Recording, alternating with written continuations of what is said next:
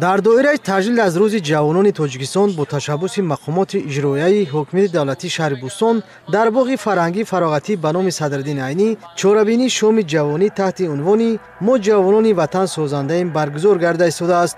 Ин навбат хонандагони муассисаи таҳсилоти миёнаи умумии рақами 10 шаҳр барномаи адабӣ фарҳангӣ пешниҳод намуданд.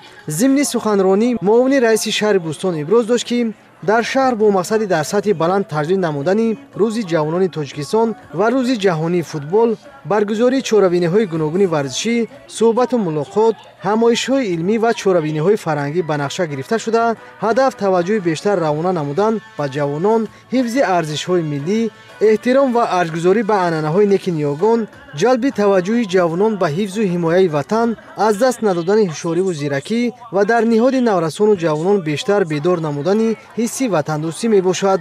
дар доираи баргузории шоми ҷавонӣ баҳри болидахотири сокинони шаҳр дар амфитеатри боғи фарҳангӣ фароғатӣ ба номи Садриддини Айнӣ барномаи адабӣ фарҳангӣ пешниҳод мегардад.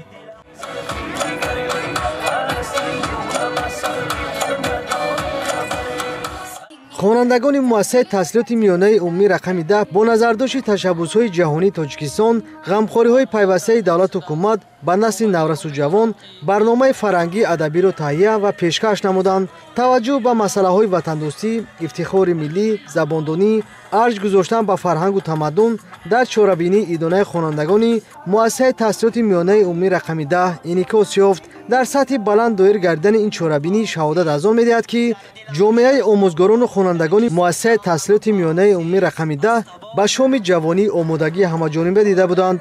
хонандагону омӯзгорон аз шароити фароҳам гардида, таваҷҷӯҳи доимии ҳукумати мамлакат ба насли наврасу ҷавон, пойдории сулҳу субот ва ваҳдату ҳамдилӣ изҳори қаноатмандӣ намуда, рӯзи ҷавонони Тоҷикистон ва рӯзи ҷаҳонии футболро бо ифтихори зиёд ҷашн гирифтанд. гузориши Субҳиддини Шаҳобиддин, Фахриддини Ҷамолиддин, Музаффар Собирзода аз шаҳри Бӯстон.